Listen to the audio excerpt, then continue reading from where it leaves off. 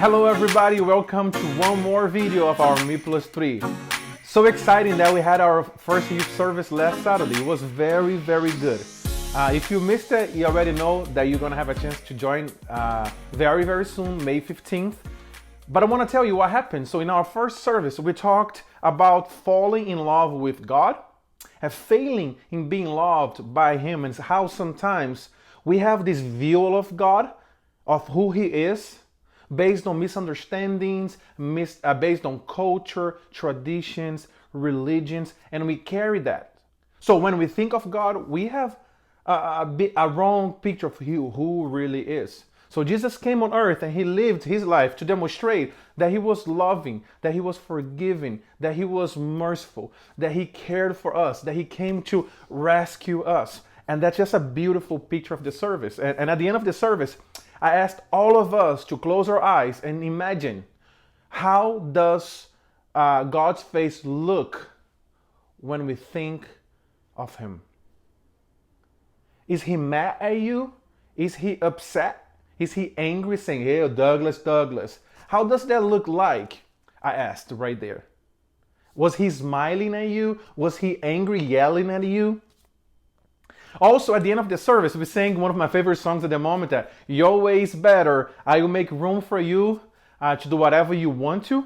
And then I said that was a very strong statement to be made during that night. Some of us chose to do it, and it was a beautiful time. But I went home, and as I left, and at 3:30 a.m., I woke up. As you guys, most of you guys know, Miriam wasn't doing good. So she woke me up, and she was crying, and I was like, "Oh, something happened." So if you don't know, Miriam is pregnant, and I was like, "No, what am I gonna do?" And the first thing that came to my mind was like, what did I do to deserve this? And then I asked, and I remembered that I sang, "Your way is better. Your way is better." Because actually I realized that my view of God was also wrong. Isn't that crazy? I was teaching you guys the night before, and then I'm struggling with it myself. So the first thing is that whatever I teach you, I'm teaching myself. And leaders and teachers and pastors are also humans. We also fail. So I'm not perfect teaching you from there. I sat down in bed, even in the hospital, in the ER, and then I sang, "I will make room for you to do whatever you want to. Because you are good, you are my Father." I told myself, "You are my Father." I told Miriam, "You are my Father. You want to give good gifts to us, and whatever happens, He's under your control."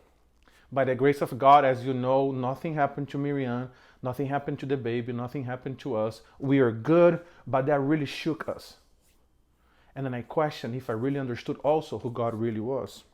The reality is that I thought, man, I really want to share that with them for us to talk in our ME+3. So in our ME+3 this week, I wanted to challenge you to think carefully of who God is for you. The verse that I wanted to use is Exodus 34, verse 6, and I think I used, verse 6. I mentioned that in the preaching, and it's the perfect picture of the gospel.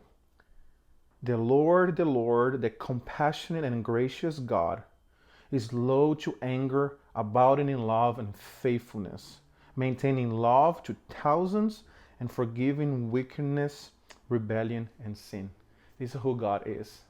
He loves you, and nothing's going to change that. Perhaps do that imagining exercise again. What if you close your eyes and imagine, how does God look at you? How does His face look like when you think of Him looking at you? What is the difference between the real God of the scriptures, the God that Jesus came to show and represent, of love, mercy, compassion, and grace, is slow to anger? What is the difference between this God and the one you think you know and you worship? That's going to help you forever, folks. I'm pretty sure it will. I love you and appreciate you, and I hope you have a great discussion. And I hope that God will reveal Himself to you. Bye-bye.